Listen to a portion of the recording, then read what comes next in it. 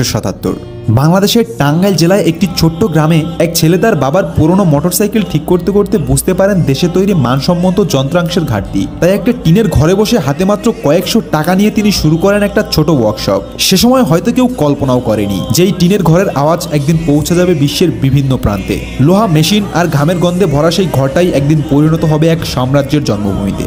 এই গল্প ওয়ালটনের, যেখানে প্রতিটি স্ক্রু, প্রতিটি সার্কিটের সঙ্গে জড়িয়ে আছে এক তরুণের অদম্য ইচ্ছাশক্তি। ওয়ালটনের প্রতিষ্ঠাতা এস.এম. নজরুল ইসলাম 1924 সালের 7ই মে টাঙ্গাইলের গোসাইজোয়ার গ্রামের এক মধ্যবিত্ত পরিবারে জন্মগ্রহণ করেন। তার পরিবার শিক্ষা ও ব্যবসায় যথেষ্ট সক্রিয় ছিল।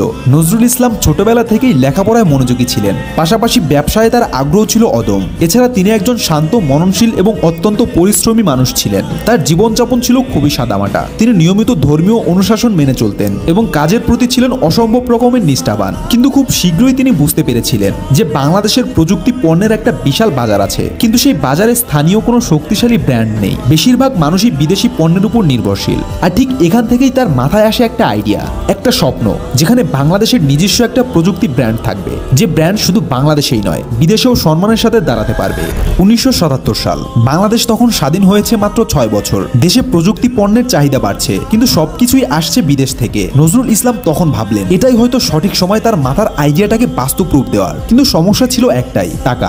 বড় ব্যবসা শুরু করার মতো পুঁজি তার কাছে ছিল না, কিন্তু তার ইচ্ছা শক্তি ছিল অটুট। তাই নিজের সঞ্চয়, ছোট লোন আর পরিবার থেকে কিছু টাকা জোগাড় করে সে বছরই তিনি শুরু করলেন একটা ছোট ওয়ার্কশপ, একটা টিনের ঘর, যেখানে তিনি মোটরসাইকেল, ফ্যান, টেলিভিশনের যন্ত্রাংশ তৈরি বা মেরামত করতেন। তবে এতে তিনি স্যাটিসফাইড ছিলেন না, তাই এরপর শুরু করলেন আমদানি ব্যবসা। এই বিজনেস মডেল ছিল খুবই সিম্পল। বিদেশ থেকে টেলিভিশন এবং অন্যান্য ইলেকট্রনিক পণ্য আমদানি করে বাংলাদেশে বিক্রি করা হতো। শুরুটা ছিল খুবই ছোট পরিসরে, একটা ছোট দোকান, কয়েকজন কর্মচারী আর সীমিত পুঁজি। কিন্তু নজরুল ইসলাম বুঝতে পেরেছিলেন যে শুধু আমদানি করে সে কখনোই বড় কিছু ক্রিয়েট করতে পারবে না, কারণ বিদেশি পণ্যের দাম বেশি, মার্জিন কম, আর সবসময় সাপ্লাই নিয়ে অনিশ্চয়তা থাকে। তাই তখন তার মাথায় আসলো একটা বড় আইডিয়া, কেন বাংলাদেশে এই পণ্যগুলো তৈরি করা যায় না, কেন আমাদের নিজস্ব ম্যানুফ্যাকচারিং সেট আপ হবে না। আর এরকম চিন্তা থেকেই তিনি শুরু করলেন ওয়ালটনের। যদিও ওয়ালটনের যাত্রা আরবি গ্রুপ নামে শুরু হয়েছিল, কিন্তু যখন তাদের ছোট ওয়ার্কশপটি ধীরে ধীরে বড় হতে শুরু করে এবং তারা নিজেরা তৈরি করা পণ্য বাজারে বিক্রি করতে চায়, তখন দরকার একটা শক্তিশালী ও সহজ মনে রাখার মতো ব্র্যান্ড নাম। তাই তখনই তারা ওয়ালটন গ্রুপ নামটি বেছে নেয়। ওয়ালটনের শুরুর গল্প মোটেও রূপকথার মতো ছিল না, বরং বলা যায় এটা ছিল একটা যুদ্ধ।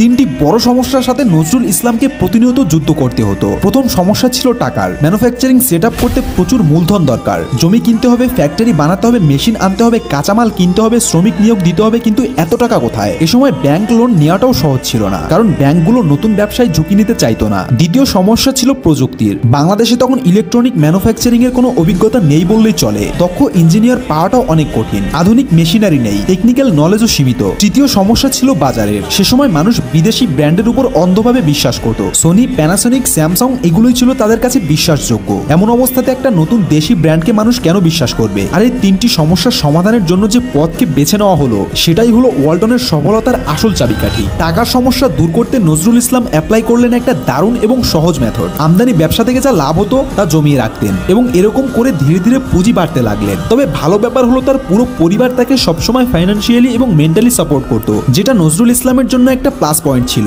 আর প্রযুক্তিগত সমস্যার ক্ষেত্রে নজরুল ইসলাম শিক্ষাগত যোগ্যতাকে কাজে লাগিয়ে বুঝতে পারছিলেন ঠিক কি দরকার। এজন্য তিনি শুরু করলেন দক্ষ মানুষ খোঁজা, যারা প্রযুক্তি বোঝে ও শিখতে আগ্রহী। এবং সবচেয়ে গুরুত্বপূর্ণ বিষয় হলো তিনি নিজেও সময় দিয়ে শিখতে শুরু করলেন। সর্বশেষে নজরুল ইসলাম বুঝলেন বাজারে বিশ্বাস অর্জন করতে হবে গুণগত মানের মাধ্যমে। যদি তিনি বিদেশি পণ্যের মতো কিংবা তার চেয়েও ভালো মানের পণ্য তৈরি করতে পারেন আর সেটা সাশ্রয়ী দামে দিতে পারেন, তাহলে মানুষ আস্তে আস্তে দেশীয় পণ্যে আস্থা রাখবেন। এরপর 2002 থেকে 2006 সাল, এই 4 বছর ছিল নজরুল ইসলামের জীবনের সবচেয়ে গুরুত্বপূর্ণ সময়। তিনি সিদ্ধান্ত নিলেন গাজীপুরের কালিয়াকৈরের চন্দ্রায় একটি আধুনিক ইন্ডাস্ট্রিয়াল কমপ্লেক্স তৈরি করবেন। এটা ছিল একটা বিশাল ঝুঁকি, কারণ এতে লাগবে কোটি কোটি টাকা। কিন্তু নজরুল ইসলাম জানতেন এই বিনিয়োগ না করলে সে কখনোই বড় কিছু করতে পারবে না। অবশেষে 2006 সালে চালু হলো ওয়ালটন হাইটেক ইন্ডাস্ট্রিজ এবং 2008 সালে সেখানে ব্যবসায়িক কার্যক্রম শুরু করে। এই কারখানায় শুরু হলো রেফ্রিজারেটর, এয়ার কন্ডিশনার এবং টেলিভিশন উৎপাদন। কিন্তু শুধু বানালেই তো হবে না, মানুষকে বোঝাতে হবে যে ওয়ালটনের পণ্য ভালো। আর এখানেই দেখা গেল নজরুল ইসলামের বিজনেস জিনিয়াস। তিনি প্রথমে ফোকাস করলেন মান নিয়ন্ত্রণে। তিনি নিয়ে এলেন আন্তর্জাতিক মানের মেশিনারি,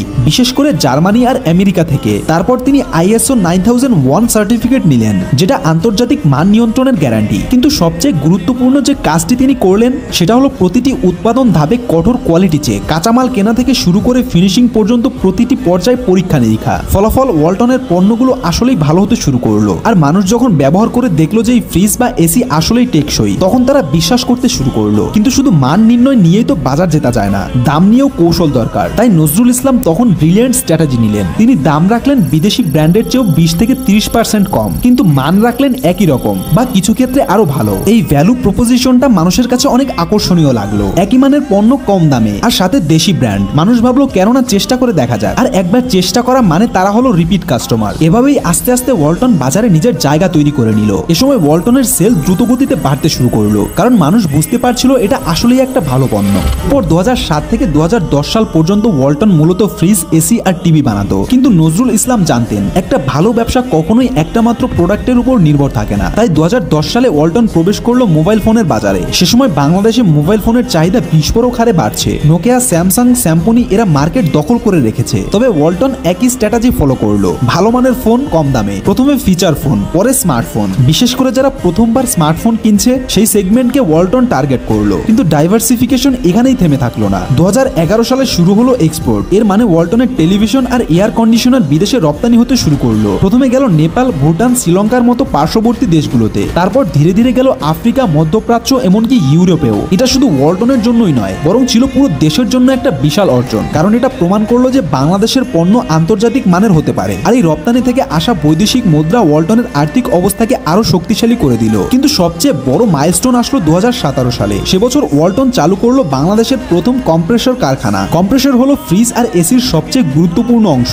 যেটা মূলত ঠান্ডা তৈরি করে এবং পৃথিবীতে মাত্র কয়েকটা দেশ এটা বানাতে পারে। এটা খুবই জটিল একটা প্রযুক্তি। এর আগে ওয়ালটনকে কম্প্রেসর আমদানি করতে হতো বিদেশ থেকে। কিন্তু 2017 সালে যখন নিজস্ব কম্প্রেসর কারখানা চালু হলো, তখন ওয়ালটন হয়ে গেল সম্পূর্ণ আত্মনির্ভর। এই কারখানা প্রমাণ করলো যে বাংলাদেশ প্রযুক্তির ক্ষেত্রে এগিয়ে যাচ্ছে এবং ওয়ালটন সেই অগ্রযাত্রার নেতৃত্ব দিচ্ছে। কম্প্রেসর কারখানার ফলে ওয়ালটনের উৎপাদন খরচ কমে গেল, কারণ এখন আর বিদেশ থেকে চড়া দামে কিনতে হচ্ছে না। আর খরচ কমলো মানে পণ্যের দামও কমানো সম্ভব হলো, যার ফলে আরো বেশি মানুষ ওয়ালটনের পণ্য কিনতে পারলো। এর পাশাপাশি ওয়ালটন যুক্ত হলো নতুন নতুন সেক্টরে, যেমন ইলেকট্রনিক, বাইক, মোটরসাইকেল ইত্যাদি। প্রতিটি সেক্টরে একই ফর্মুলা, মান থাকবে ভালো কিন্তু দাম একটু কম রাখার চেষ্টা। এরপর 2020 সালে ওয়ালটন পুঁজিবাজারে তালিকাভুক্ত হয়ে সম্প্রসারণের জন্য পেল একটা বিশাল পুঁজি। এতে কোম্পানি আরো ট্রান্সপারেন্ট হয়ে গেল। আজ ওয়ালটন বাংলাদেশের শীর্ষস্থানীয় ইলেকট্রনিক কোম্পানি। 2025 অর্থ বছরে তাদের রাজস্ব ছিল 7082 কোটি টাকা এবং নিট মুনাফা 1037 কোটি টাকা বলে জানা যায়। তাছাড়া 30,000-এরও বেশি কর্মচারী কাজ করছে। 40 থেকে 50টি দেশে রপ্তানি হচ্ছে এবং দেশের অর্থনীতিতে শক্তিশালী অবদানও রাখছে। সাম্প্রতিক সময়ে রাজনৈতিক অস্থিরতা ও কম চাহিদার কারণে রাজস্ব কিছুটা কমেছে, কিন্তু ওয়ালটন আশাবাদী। তারা নতুন প্রযুক্তি ও বাজার সম্প্রসারণে বিনিয়োগ অব্যাহত রেখেছে। কিন্তু সবচেয়ে বড় অনুপ্রেরণা হলো টিনের ঘর থেকে শুরু করা একটা ছোট্ট কোম্পানি আজ কোটি টাকার ব্যবসা আর হাজারো মানুষের জীবিকার উৎস।